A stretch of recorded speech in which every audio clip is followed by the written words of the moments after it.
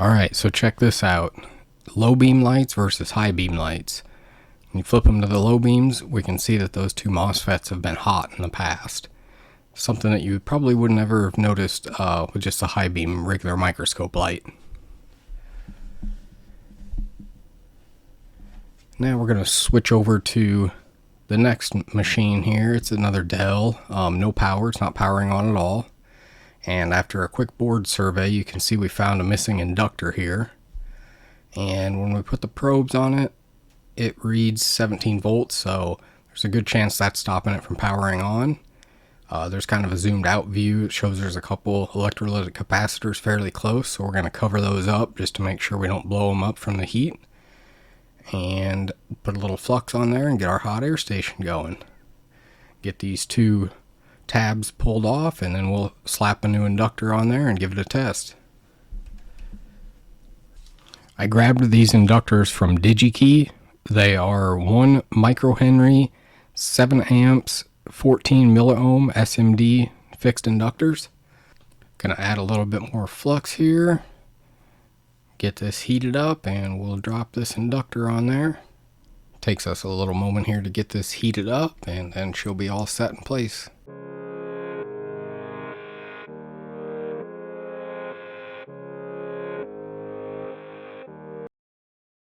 Gonna do just a little bit of cleanup here, and then we'll be on to the next project. Next on the list is another DELL laptop. This one needs a new USB port, and the USB port that needs replaced is right next to the plastic audio jack. So we've got to make sure we don't melt that in the process. You can see what the USB port looks like here. It's pretty much destroyed. Gonna add some low melt solder to the 4 legs and all of the pins on the USB connector. That'll make it a little bit easier for us to get it hot enough with the hot air gun to remove the port. Takes a little bit to get the low melt solder to mix with the non-leaded solder that they use on these boards, but it still helps some. Not as much as low melt solder on its own, but mixing it still helps lower the melting temperature. It's still possible to remove the USB port without low melt solder.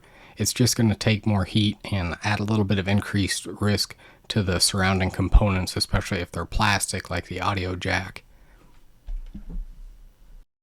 Gonna put a couple thermal pads on here and a little bit of aluminum tape just to cover up that audio jack so we don't melt it, and to cover that capacitor so it doesn't explode on us. Get that situated, and then we're going to start here applying hot air.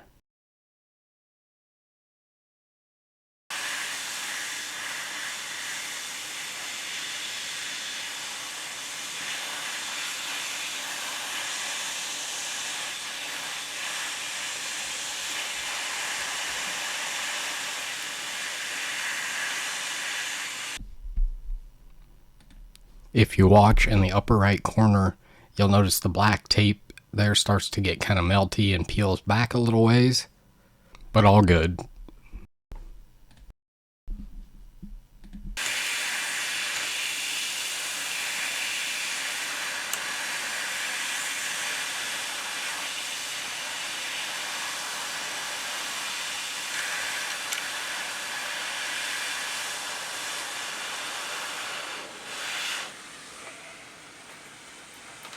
You'll notice that the USB port came off in 2 pieces.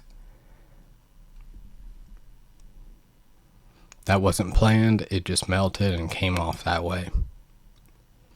And last but not least, we've got the new port installed. We're just going to go ahead and solder it in now. Soldering the new ones in is quite a bit easier than removing the old one. Get the 2 front legs done there. Get the back ones, and then we'll get the 9 pins.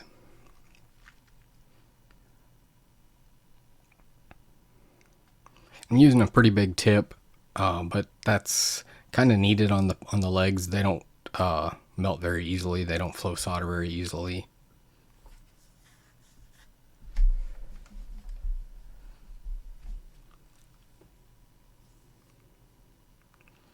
Third one's done. Get the fourth one here.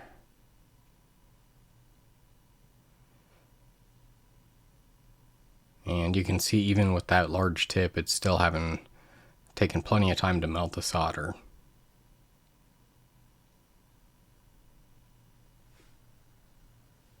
And cracks back nice and shiny.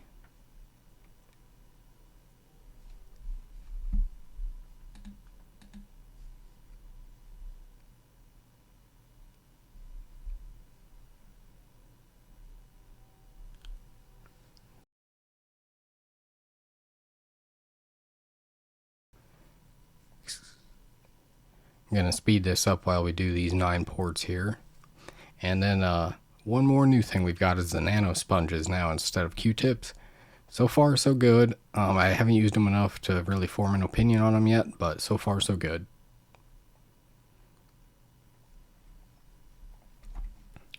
Clean this area up a little bit here. And then we've got to go resolder the pins here on the HDMI. Earlier in the video we accidentally added low melt to these pins here instead of the USB port right next to it. So I'm going to go back and fix that up now. And we're going to use another nano cleaning sponge and clean the whole area up, get all that flux off of there. And we'll catch you in the next one.